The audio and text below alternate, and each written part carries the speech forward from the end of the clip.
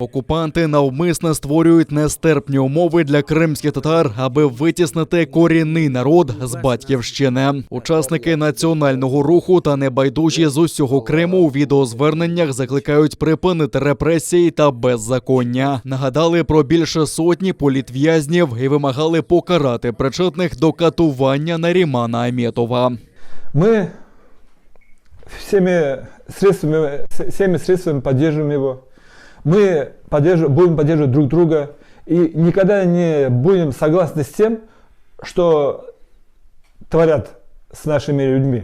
Мы будем всеми силами мирными, дозволенными, в согласии с другими народами Крыма бороться против этих преступлений и будем этому противостоять.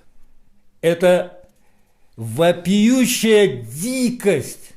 Мы хотим мирно жить на своей земле. Мы пережили много. Наши предки много пережили. Много зла и горя испытали. Но мы выжили. Вы нас согнали с родных земель. Мы вернулись. Мы и это переживем.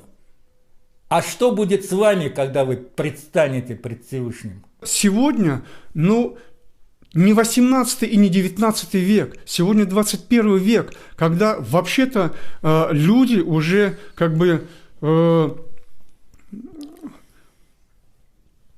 давно для себя решили, что должны быть какие-то права у человека, да? То есть это нормальное явление.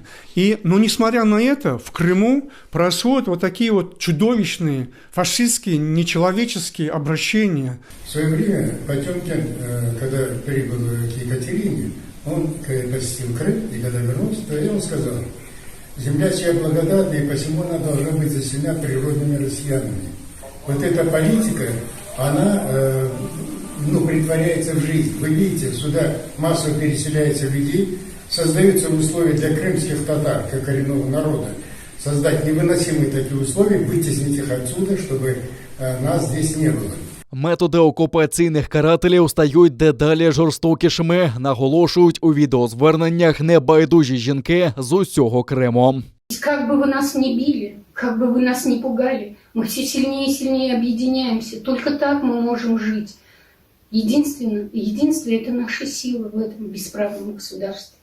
Нарімана Аметова викрили у досвіта 17 грудня з оселі у Старому Криму. За відмову свідчити на поліграфі та прохання викликати адвоката до його голови під'єднали дроти та пустили струм. Окупантів цікавили питання відносин Аметова з українською владою та спецслужбами. Це тривало протягом 1,5 години. Потім дали текст, який Наріману необхідно було озвучити перед відеокамерою. За словами Нарімана, його змушували підписати документи та обмовити себе. Силовики вимагали мовчати про тортури, погрожуючи викраденням та убивством. На Східному фронті зберігається тиша. За повідомленням штабу Об'єднаних сил, від учора не зафіксовано жодного ворожого обстрілу українських позицій. Як відомо, 22 грудня минулого року на засіданні тристоронньої контактної групи дійшли порозуміння щодо припинення вогню. Але зазвичай, попри домовленості, російські окупанти зберігають тишу не довше кількох днів. Ситуація в районі проведення операції Об'єднаних сил залишається контрольованою українськими військовослужбовцями. Упродовж минулої доби, 4 січня, та станом на 11 годину поточної доби, з боку російсько-окупаційних військ порушень режиму припинення вогню не зафіксовано. Підрозділи Об'єднаних сил продовжують виконувати визначені завдання з відсічі і стримування збройної агресії Російської Федерації. На тлі масових протестів президент Казахстану Токаєв оголосив, що очолить Раду безпеки замість Назарбаєва. Про це чинний глава держави заявив у зверненні до нації, де пригрозив протестувальникам жорсткими діями. Натомість мітингарі закликали Токаєва піти з усіх посад. Також вимагають звільнити політичних в'язнів, провести вільні вибори та політичні реформи. Крім того, закликали визнати злочини СРСР, засудити військову агресію проти України, зокрема і окупацію Криму, а також вийти з СНД та інших союзів з Росією. Також активісти намагаються повалити пам'ятник Нурсултану Назарбаєву.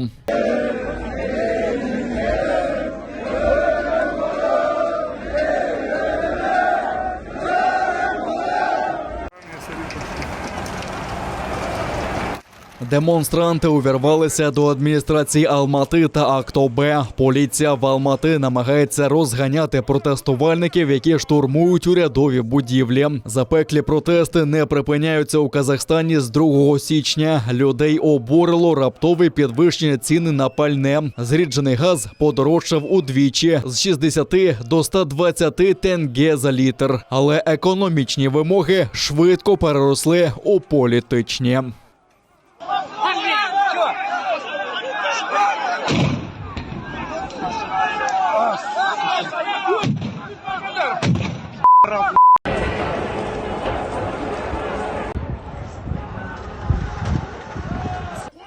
Спочатку протести спалахнули у нафтовидобувному місті Жанао-Созен і невдовзі перекинулися на інші великі міста різних регіонів країни. Під час виступів почалися перебої з інтернетом та перестали працювати месенджери. 4 січня влада пообіцяла знизити ціни на газ до 50 тенге. Проте протести та заворушення не вщухають. Влада втримається, але нам треба не конфлікт, а взаємодовіра та діалог. Доверие и диалог.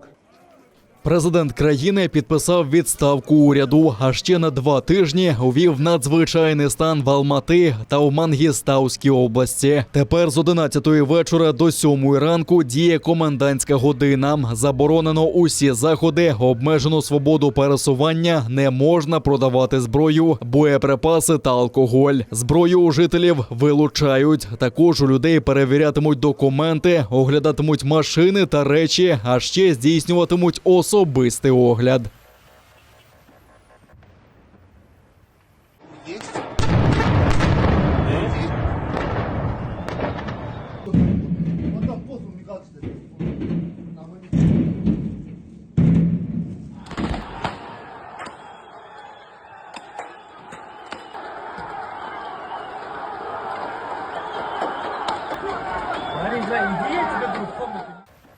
Голова республіки звинувачує у створенні протестної ситуації уряд, зокрема Міністерство енергетики. Тим часом президент розпорядився на півроку запровадити державне регулювання цін на газ та бензин. Також він планує регулювати ціни на деякі основні продовольчі товари. Одночасною зустрічю Росії та США. У понеділок, 10 січня, дата, на яку заплановані американсько-російські переговори в Женеві, у Брюсселі відбудеться засідання комісії Україна-НАТО. Генеральний секретар Альянсу Єнс Столтенберг зустрінеться з міністром закордонних справ України Дмитром Кулебою. Міністр Кулеба також візьме участь у засіданні комісії НАТО-Україна на рівні послів під головуванням Столтенберга. Жодних рішень про Україну без України. 10 січня буду у Брюсселі на засіданні комісії Україна-НАТО. Це частина масштабних дипломатичних зусиль зі стримування російської агресії. У Раді безпеки ООН обговорили ситуацію біля кордонів України і заявили, що підготувалися до будь-яких сценаріїв розвитку подій. Про це заявила постійний представник Норвегії при ООН Мона Юль. На її думку, у 2014 році Радбез діяв дуже активно і зараз ООН уважно спостерігає за тим, що відбувається. Якщо і цього разу почнеться збройне зіткнення, в ООН будуть до цього готові. З усім тим в організації сподіваються, що ескалації збройного конфлікту усе-таки удасться уникнути. Поки що рано говорити, що ми будемо робити, якщо ситуація буде розвиватися так, як ви говорите, але можу запевнити, що ми готові до будь-якої ситуації, яка може виникнути, і уважно стежимо за тим, що відбувається.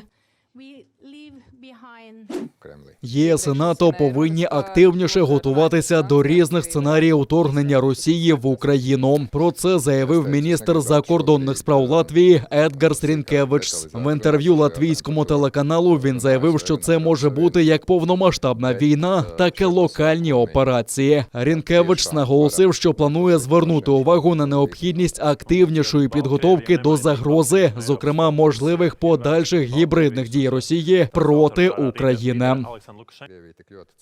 Ми зараз обговорюємо дуже жорсткі сценарії від Росії: повномасштабне вторгнення в Україну, повномасштабні санкції економічного реагування, але необхідно враховувати, що можливі і інші сценарії, дрібніші операції, різні елементи гібридної війни.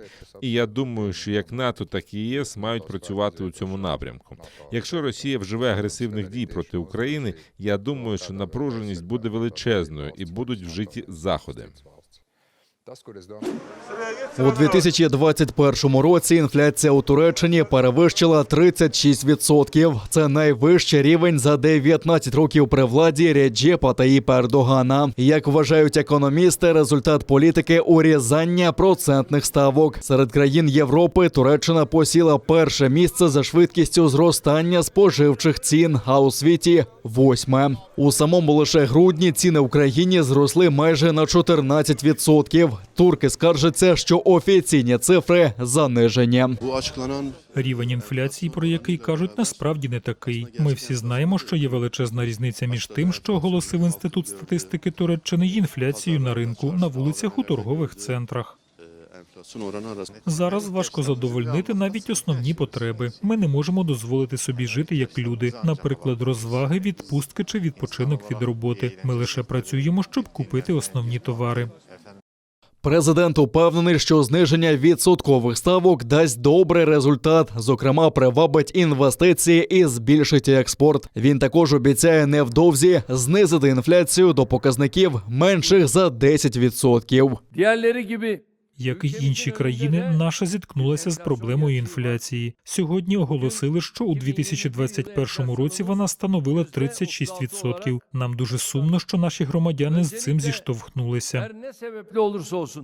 А Центробанк Туреччини заявив, що зростання цін тимчасове. У жовтні він прогнозував, що наприкінці року інфляція буде трохи вищою за 18%, але цього не сталося. Раніше за 100 лір ми могли купити багато чого, а тепер ідемо на ринок, кладемо 2 покупки в сумку, даємо 100 лір і додому. Ціни стрімко зростають щодня, щотижня. Наша купівельна спроможність постійно знижується. Тепер немає такого поняття, як витрати на розваги. Ми не бачимося з друзями та не п'ємо разом кави. Ми п'ємо каву вдома. Ми не подорожуємо, а лише ходимо з дому на роботу та з роботи додому. Торік турецька ліра втратила 44% своєї вартості. Після свят сплеск захворюваності на COVID-19. За минулу добу на вільній частині України зафіксували 4,5 тисячі нових випадків коронавірусу. Тоді як попередньої доби було менше 2 тисяч нових хворих. Серед захворілих 210 дітей та 112 медиків. 273 людини померли від цієї хвороби. Найбільша кількість підтверджених випадків зареєстрована у Києві, а також на Полтавщині, Львівщині, Київщині та Харківщині. Згідно з даними Worldometer, ресурсу, що відслідковує ситуацію з коронавірусом у світі, Україна на 17-му місці за поширенням і на 16-му за кількістю смертей від COVID-19. А в окупованому Криму нарахували 140 нових випадків COVID-19. 24 людини не змогли подолати цю хворобу та пішли з життя. Окупанти зрубали багатовікові реліктові дерева у Форойському парку. Фото та відеодокази цьому публікують у спільноті за збереження пам'ятки садово-паркового мистецтва. Днями зафільмували зрубаний червонокнижний тис ягідний, товщина стовбура – пів метра. Фахівці оцінили вік у 300-350 років. Зазначається, що у парку стрічками відмічено ще кілька дерев, які, ймовірно, планується знищити найближчим часом. За даними спільноти Форойський парк, у Криму з колись широко поширеної реліктової рослини тис ягідний залишилося не більше 3-4 тисяч дерев. У Форойському парку розпочалося незаконне будівництво дитячого табору. Загалом, за даними місцевих, у заповідній зоні хочуть побудувати майже 100 об'єктів: готельні корпуси, гостьові вілли, яхт-клуб, дайвінг-центр, багаторівневий паркінг та спорткомплекс із льодом. Прокуратура Криму відкрила кримінальне провадження та кваліфікувала забудову як порушення законів та звичаїв війни. Вот я такой парк красивый видела еще только в Умане. Вот такой же величины, такой же красоты. И вот они просто вот залезли сюда, они считают, что они такие архитекторы. Причем архитектор, который вот это вот убожество строит, он сюда не приезжал. Он сам признался, что на месте он не был. То есть вот как бы взять, соединить это с горы красивейшие, Он которые ничего море, вообще не небо. То есть он ничего не видел. Он просто вот нарисовал на бумажке. Так они же и рисуют. Они пини с корни оголили, а вместо пиней, которые там были прекрасные, да, там кипарисы и сосны стояли, они что сделали? Они бигборд поставили, там, не знаю, метров, наверное, 1,5 высотой и метров там 50 длиной. И папоротники нарисовали. Это что, издевательство какое-то?